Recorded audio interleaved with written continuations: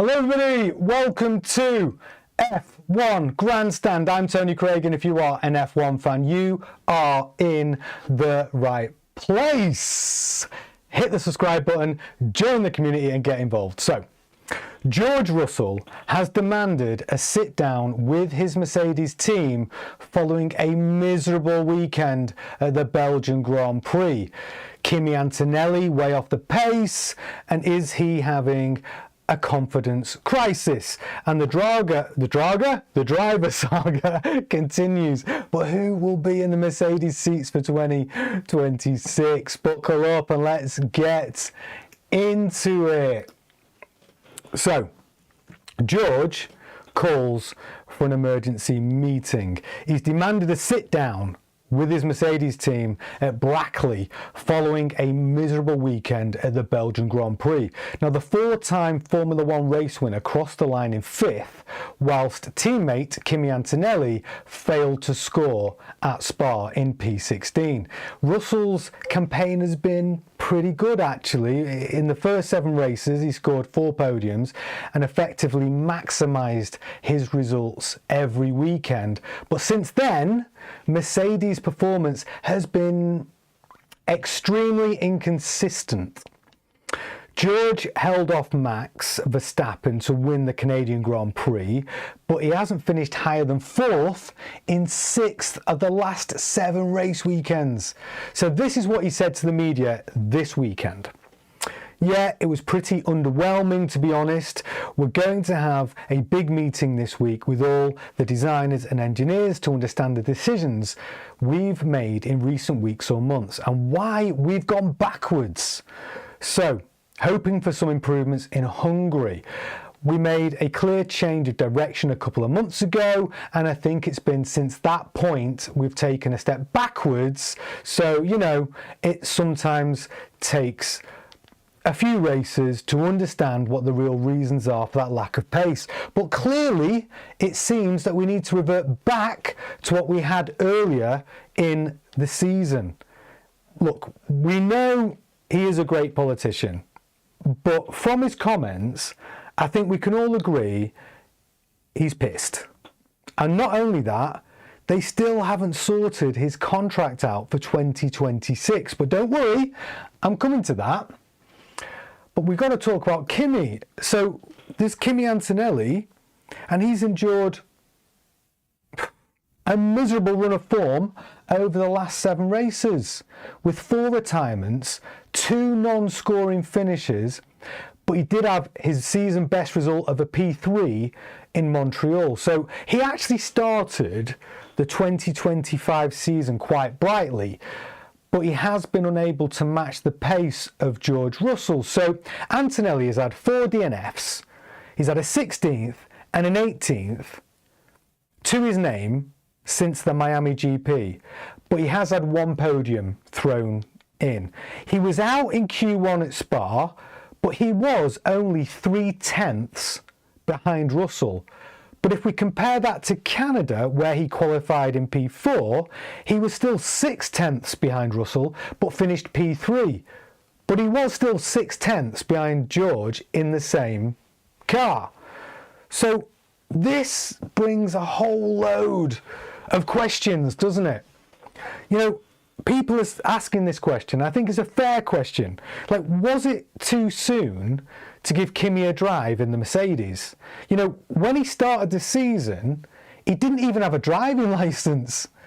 So the other thing to remember is Kimi, he also does not have a contract in place for the 2026 season. So could that be playing on his mind? You know, if you're a driver with an uncertain future, all of that extra pressure of being in the Mercedes, being behind your teammate, and only being 18, there's all of this extra pressure on the lads. So, and we mustn't forget this as well, because they have got an experienced number 3 driver in Valtteri Bottas, who's just twiddling his thumbs in the garage, waiting for an opportunity to jump into the car. But ironically, Bottas is the only Mercedes driver under contract in 2026. So there are possibilities here with Kimi. Like, should they take Kimi out of the car for a couple of races and put in Bottas? Because at least they can get like another benchmark to compare Kimi to, just to see what his levels are. Because if you put Bottas in and he doesn't perform any better than Kimi, well, that would actually do something for Kimi's confidence. He wouldn't feel quite as vulnerable, right? Because George Russell is a very, very good driver.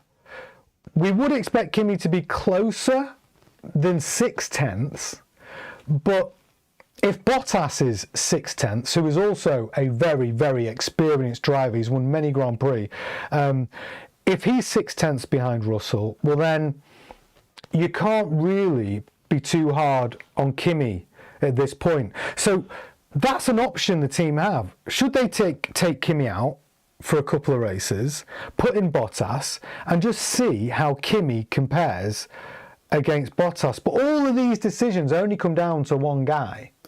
You know, Toto Wolff. You see, this is where it gets really interesting, because Toto is causing a lot of these problems.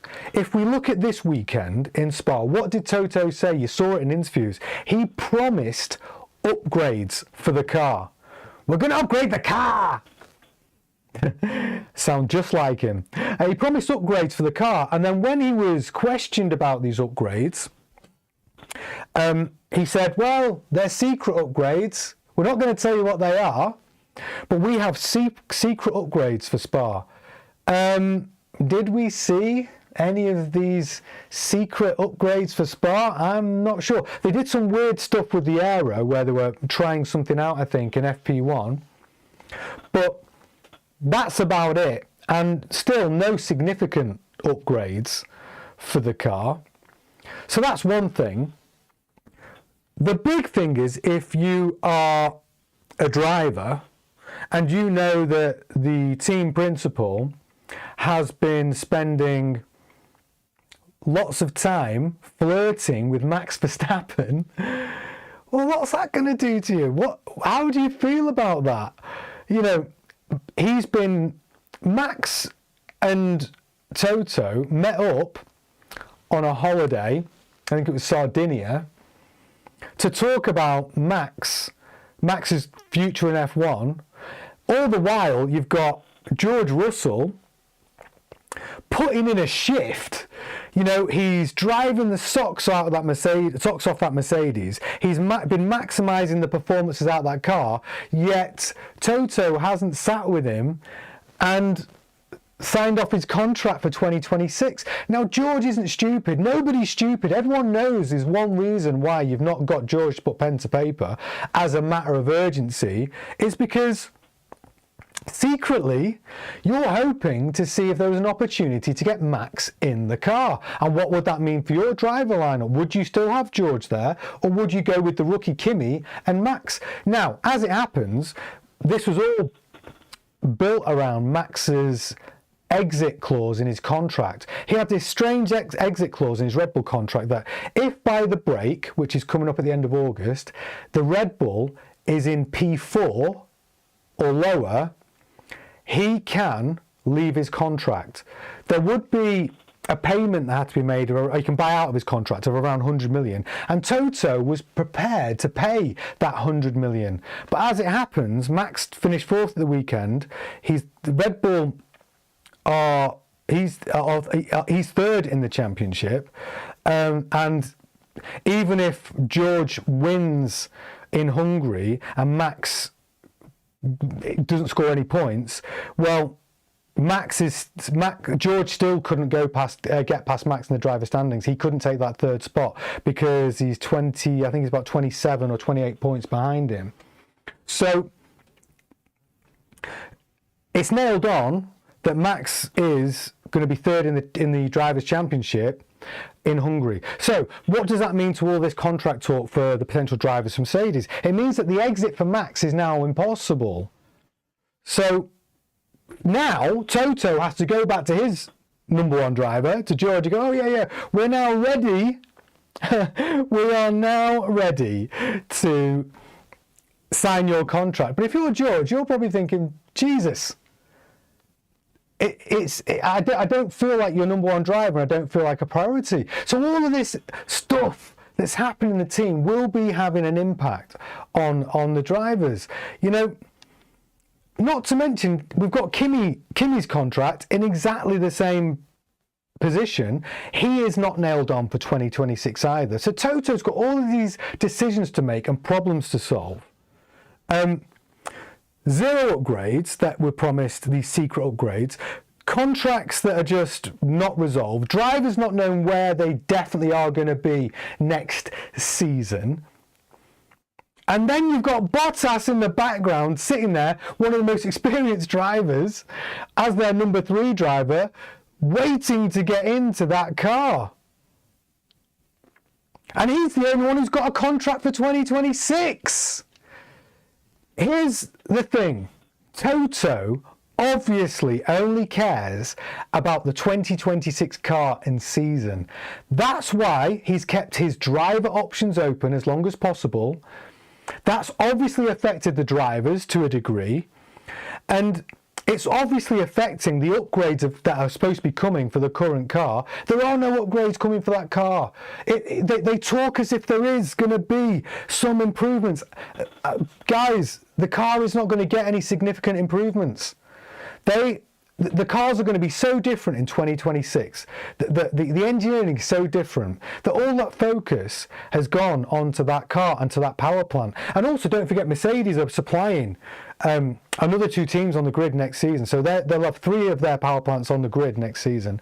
So all of that, I just think that Toto is playing the game. He's playing like a political game where he's trying to keep everybody in situ, keep all of his options open, not deliver on the developments for the car, but he's putting all his eggs in the 2026 basket. And because the 2026 season is so important, that's why he hasn't got George Russell signed up already. That's why he courted Max, and that's why he's he's reserving the right to not do anything with Kimi even. Because if Kimi's form continues to be not strong enough, Kimi Antonelli will not be in that car in 2026. And why do you think he has such an experienced driver as his number 3 driver?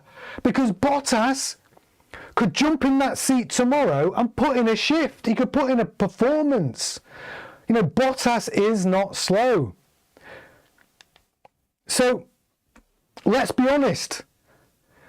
Toto should be straight with the team. Tell them the 2025 car is what it is. We're not going to see any more real upgrades. You know, all the focus is going to be on the 2026 season. You're going to have to just drive the car as best you can as it is. We'll try and tweak it with variables, but you're not going to see major components coming onto that car. You're just not. And he also probably should have said to the drivers, even though we didn't need to say it, that if I can get a better driver option, I'm going to take it. Because that looks like the truth to me. Doesn't that look like the truth to all of you? That's the only reason why Kimi and George do not have a signed contract for 2026. And it was interesting to hear what Nico Rosberg was saying on the coverage at the weekend when he was talking to Sky Sports. He said, yeah, Toto's fine to negotiate with, but you can't get hold of him when it comes to contract negotiations. He's out of the country, he's unavailable, because that's his tactic. You won't be able to get hold of him. But then he goes on television and he says, well, yes, we're probably going to have the same driver lineup. He's still not giving 100%. But maybe now we've seen the result of Max's finishing at Spa, and George's finishing position, that Max is unable to get out of his contract now because he will be 3rd coming into the break. So that means his exit clause in the contract cannot be executed, even though Toto Wolff would have paid 100 million to get Max. That's how much he values him. So now he's got to go to his driver. Go, oh, George, you were always going to be my driver. Do you think George is stupid? Do you think he was daft? You're always going to be my driver, George. That's a terrible impression again. I'm going to keep getting better at it. But that's what I'm talking about. George is going to know that he's been putting him off and putting him off. because he wanted to wait to see what was going to happen with Max. So going back to the entire mess at Mercedes, here is the bottom line. We're not going to see any more upgrades. George is going to go into that meeting with the whole team and go, the car's crap, it's got worse in the last couple of months. We need to go back to previous revisions of the setups of the car by 2 months because that car was better. And that's the car they're going to run until the end of the season. You know, can Mercedes catch Ferrari? Possibly. But we have seen an improvement in the Ferrari this weekend. Yes, Hamilton was moaning about it, but we have to look at Leclerc's performance. P3, qualified P3, said the car is improved, said the rear suspension has made an improvement to the car, and really Hamilton's problems seem to be more about the setup of the upgrades rather than the upgrades themselves. So if the Ferrari is improved and the Mercedes doesn't improve, well then it's going to be pretty hard for the Mercedes team to beat Ferrari in the constructors. Plus the fact, when you've got a number 2 driver in the Mercedes and Kimi Antonelli, who is not scoring points and is having a dreadful run of form, it's highly unlikely that we're going to see Mercedes do much. Do I think the Red Bull will catch Mercedes? No. No chance, because it's going to take a miraculous change in form from Yuki for that to happen. So that's really how all of this is going to play out. But what do you think? The questions I'd like you to answer. Was it too soon to give Kimi a drive in the Mercedes? Do you think Toto is the problem when it comes to the driver situation regarding their contracts? And do you think it's an option to rest Kimi and put Bottas in a couple of races so that way they can find out how Kimi can perform against the performances of Bottas? And I'm not trying to bash Kimi. You know, he's an 18-year-old lad, and I think what Lewis did at the weekend showed a class act from Lewis Hamilton. He went up to Kimi and he gave him some support, and he said, you know, you don't always have a good weekend. You're driving a difficult car. Gave him all the support you'd want to hear from. Actually, I think Lewis is probably Kimi Antonelli's idol. And what Lewis said publicly about Kimi was really nice. He said he's got a great group of people around him. I think he's just got to take it in his stride, which I think he is doing. And as I say, he's got Bono, which is Pete Bonington, Hamilton's former race engineer, beside him. So he couldn't have anyone better. So what Lewis thinks is the team just needs to put their arm around him, give him some support. He's got Bono with him, and he'll do okay. But the reality of that is, it's going to come down to performance. It is going to come down to what Kimi can do in the next 11 races, and the benchmark is always going to be your teammate. Always. The golden rule, you have to beat your teammate to win. And that, even if you finish P3 in Canada, you're still 6/10 behind George in the same car. So it's great that you got a podium, but until you close that gap between your teammate, questions will be asked. So tell me what you think. I want to hear all of your thoughts in the chat, and I promise I will get back to answering as many of them as I can over the next 24 hours. Thank you so much for watching F1 Grandstand. Please like, comment, join the community, and subscribe and hit the bell so you can keep up to date. I will be back at 7:30 tomorrow with more news. Join me, get involved, and I will see you then.